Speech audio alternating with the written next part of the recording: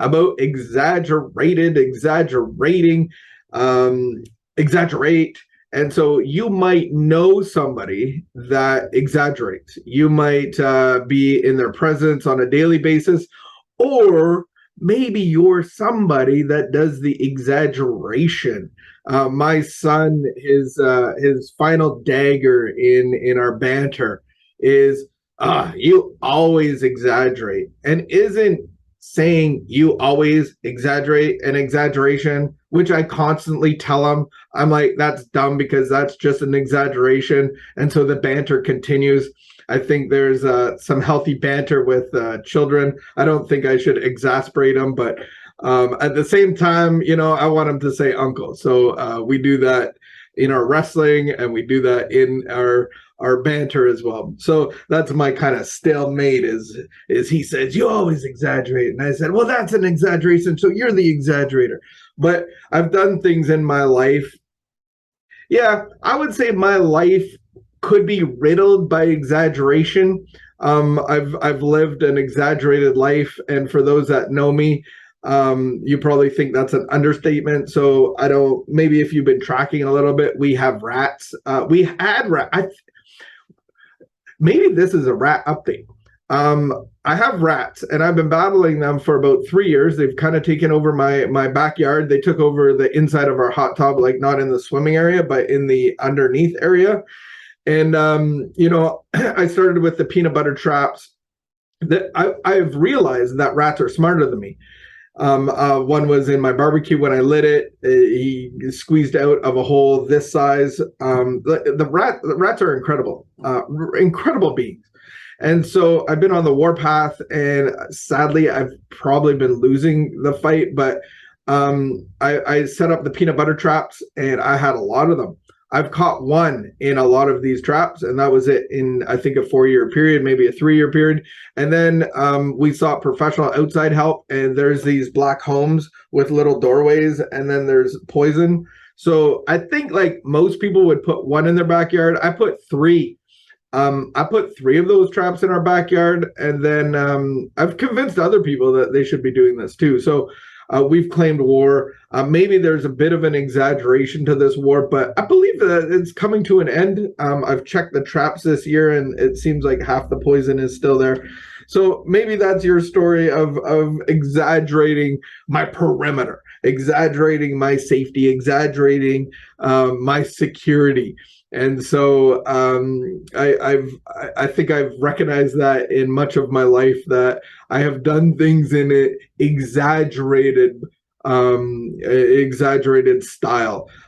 We were down in Toronto. I have these pens that are golden, and they are a magnificent pen. And when I was down in Toronto, for some odd reason, I can't just buy 1 or 3 pens. I bought like literally $200-300 worth of these pens. I seem to sometimes get myself in exaggerated situations. And so I kind of wanted to kind of break down this exaggerated sense, and maybe where it's coming from, and maybe you can relate to that. And so in the big book of Alcoholics Anonymous on page 62, we read, so our troubles we think are basically of our own making. They rise out of ourselves, and aren't we, the alcoholic, or fill in the blank, an extreme example, almost you could fill in exaggerated example of self-will run riot. Though I don't usually think so. I think it's just normal. Above everything, we alcoholics must be rid of this selfishness. We must, or it kills us. So this is pretty important in the life of ease and comfort, the sense of ease and comfort, this life of avoiding the storm, avoiding the pain, looking for relief and refuge in anything and anyone.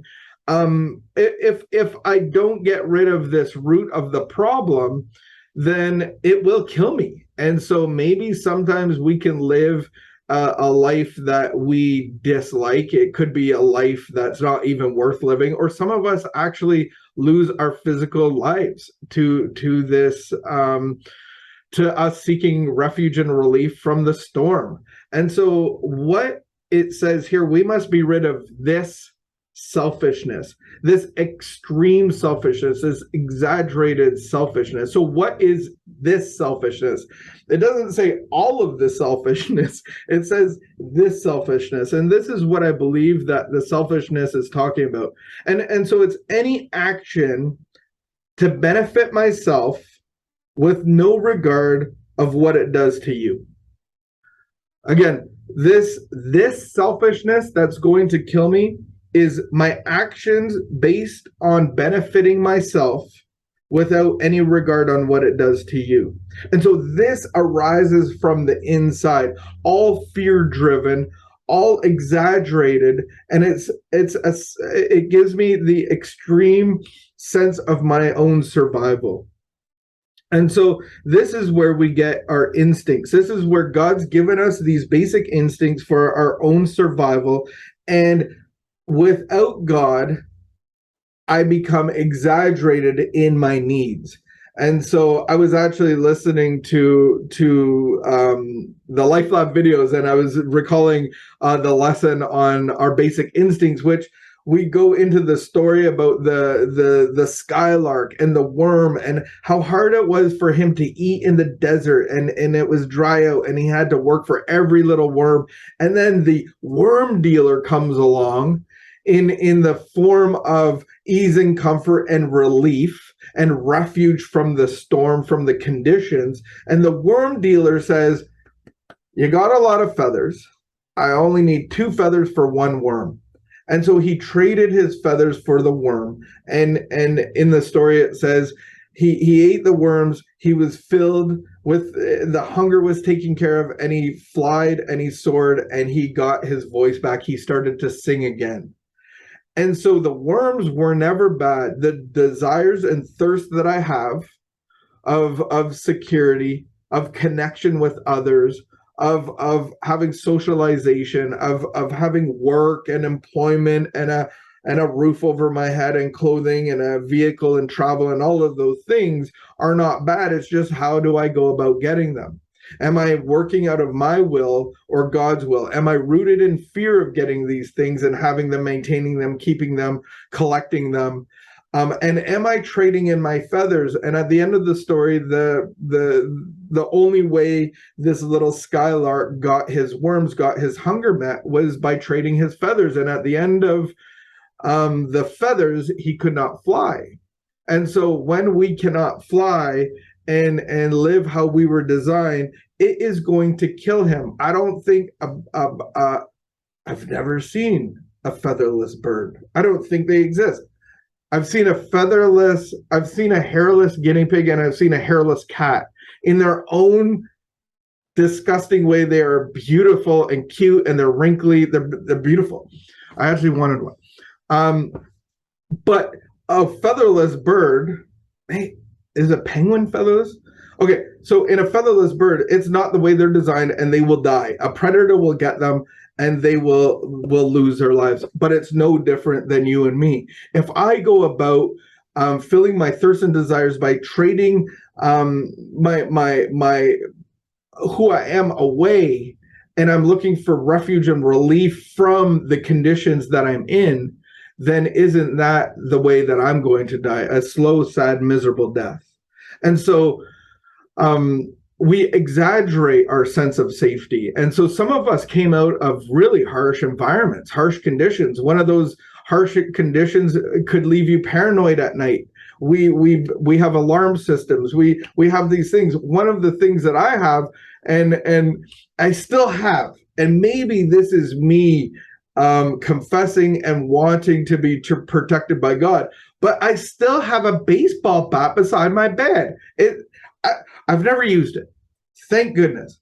Vicky is beside the door, so it's going to slow anybody down for me to react, because I'm the stronger being. I'm going to be able to keep my calm and do something about it. She's going to scream and distract everybody, the perpetrator, and then I'm going to react like Superman. I'm going to grab the baseball bat and I'm going to use it, and it's game over. And so maybe I'm still relying 16 years later. Maybe there's a root of fear that God's not going to protect my house, that God's not going to watch over me, that God's not going to be my security. And maybe me sleep.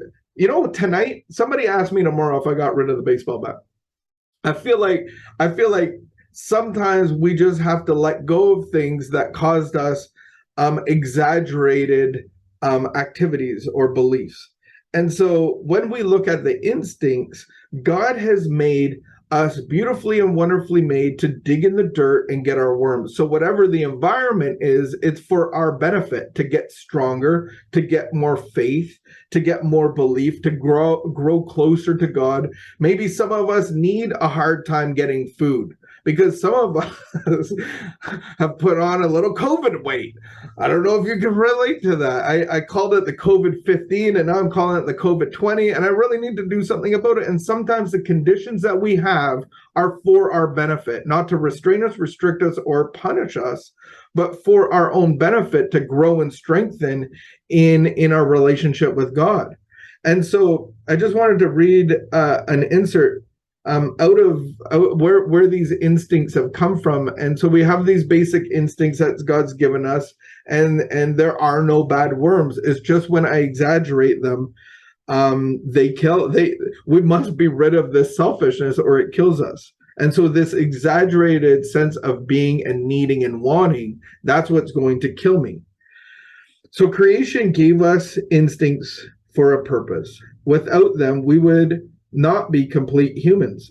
If men and women didn't exert themselves to be secure in their persons, made no effort to harvest food or construct shelter, there would be no survival. If they did not reproduce, the earth wouldn't be populated. If there was no social instinct, if men cared nothing for the society of one another, there would be no society. So these desires for sex relationships, for connecting with people, for material and emotional security, and for companionship are perfectly necessary and right, and surely God-given. Yet these instincts, so necessary for our existence, often far exceed their proper function. Powerfully, blindly, many times subtly, they drive us, dominate us, and insist upon ruling our lives. Do you feel driven today? Do you feel dominated?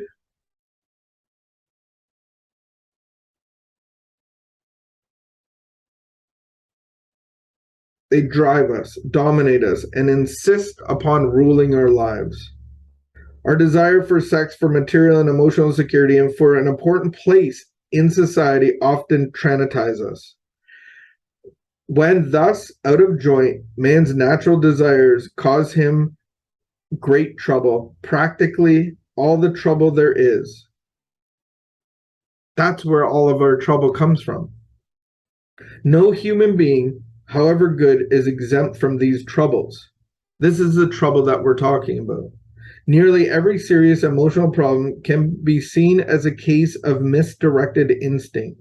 When that happens, our great natural assets, the instincts, have turned into physical and mental liabilities. For what God intended for our good, we turn to bad. And isn't that the part of recovery? Recovering a relationship that can solve all of our problems, put us back into line. And when I say put us back into line, it's not a punishment, but it's a spiritual line. All spiritual lines are perfect and God-given. And my goal is to have a relationship with God so that I can be under new spiritual lines, new spiritual practices and principles. And through this relationship, I will be given a new life and a new hope and a new relationship on the inside of me that solves all of my troubles. And so I come from this exaggerated sense of self-will and into the care and love of God. And so I want to adhere to these principles. So giving is one of our top principles. Living living in the relationship of God is our guiding force. To be maximum service to God and to others. So these are perfect principles that I am being asked and guided into through the relationship with God. Love and tolerance is our code. And so these lines is really what I want to come in line with. And so this is God's perfection. And in a relationship with him, either I'm being driven or being guided. Either God is everything or he's nothing. Either I've given my heart to God or I haven't. I look at that as this all or nothing thing. And so many times we don't get this because we live in the ideology of the physical world, because half measures do avail us something. If I invest a little bit of money, I get some return. Sometimes I get a lot of return in my investments. But that's not what they're talking about. They're talking about a life. And so either I'm living my life or the life that God has me. Either I'm living either I'm living the military life or I'm not. Either I'm in the military or I'm not in the military. It doesn't mean this perfection of performance. It means, am I enrolled in the military, and am I living that life? Am I living under the new values and principles set before me? Or am I living the civilian life? And so when I'm living the military life, I grow in my effectiveness. I grow in the relationship that that life has me in, and I start to come out of these extremes. I start to come out of these exaggerated instincts, and I start to see that I can be a benefit to others. And so if we're in a dark cave, we were in this dark cave when we were on holidays, and we're at the bottom of the cave, and then they say, okay, we're going to turn out all of our lights and you're not going to see a thing. 1, 2, 3, and all the lights went out. They shut off all the lights except for one person. She had her cell phone on still because she was scrolling Facebook. Okay, I don't know what she was sitting right beside me, and her name. Anyway, by the time we got all the lights off, you couldn't even feel. You could feel the darkness. So imagine if you're in a dark world. There's such an exaggerated sense of like safety and climate, and like, is somebody going to hit me? Am I going to run into something? Imagine now that you've given your life over to the care of God, and his love and his light are penetrating within you, because that's where the solution is. The problem is within, but the solution comes within as well. And that's the relationship that I have with God that will solve all of my troubles, solve all of my problems. And now I'm the light. I have light within me. So I'm in a dark, deserted cave system, and I have this little light. And now, aren't people going to come to that light? And isn't my focus about giving light to others instead of like hogging the light and getting out of there? Like, now I'm on mission. Now I want to pass on my light. Now I want to find people in dark corners and go, hey, come follow me. This is the way out. This is the way to freedom. Because now I've experienced freedom. And now I'm not scared of the dark, because I can maneuver myself in the dark. And so I go down, and now I'm seeing 3 people huddled in this corner. I'm like, come, follow me. I'm not the light, but I have the light, because I get this light. And here's what it says, is that we must be rid of this or it kills us. How do I get rid of it? And it says, here's the answer: God makes that possible. There seems like there's no way of entirely getting rid of self without his aid. And so in my understanding is that we are being rid of it. We are reducing in selfishness. We are losing our selfishness. We grow out of fear. We grow out of selfishness. And so now, because of the relationship that I have with God, he has given me all the equipment to be in the military, to go into these dark tunnels and find people huddled and crying and lost and lonely and cold and hungry, and that are going to die because they have the same problem as me. My job now is to shine the light and be the light for the people around me, because I'm with God. And that's the only way I have light. When I can quickly go in the darkness when I'm going my own way, because the problem is still rooted in fear, and fear is the enemy coming at me. Fear is prowling around waiting for me to put down my guard. It's waiting for instances and circumstances to pop up so that I'll respond out of my cast of characters. The exaggerated cast of characters have now come in line, but any time of the day they can pop up, and they can start twisting and turning my words or my thinking, because that's where the enemy comes in. The enemy wants to have mind control. And so the enemy comes in the form of fear and tries to manipulate my thinking, and tries to exaggerate my needs and my desires and my want. And it shows me that the storm is too harsh. The ground is too cracked. You can't get what you need. So I'm the worm dealer. I got what you need. And now all of a sudden I'm back in the dark. And so I have to remain on a daily basis in a relationship with God all day. That's my work.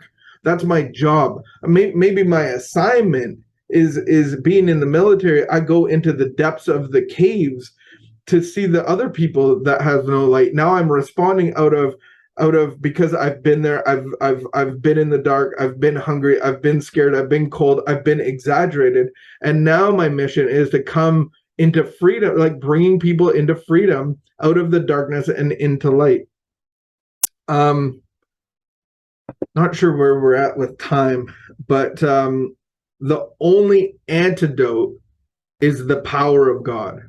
Where he comes and resides. So the work that I have to do is really to make room for him, to make room for his light. So I get to go through this system, this process of inventory, as we call it, and we look at the fear and all the things inside of my heart and give that to God. And God will only separate me from my alcohol and my drugs, and he can only separate me from fear and resentment. So as I bring those through to him, as the light is shined, that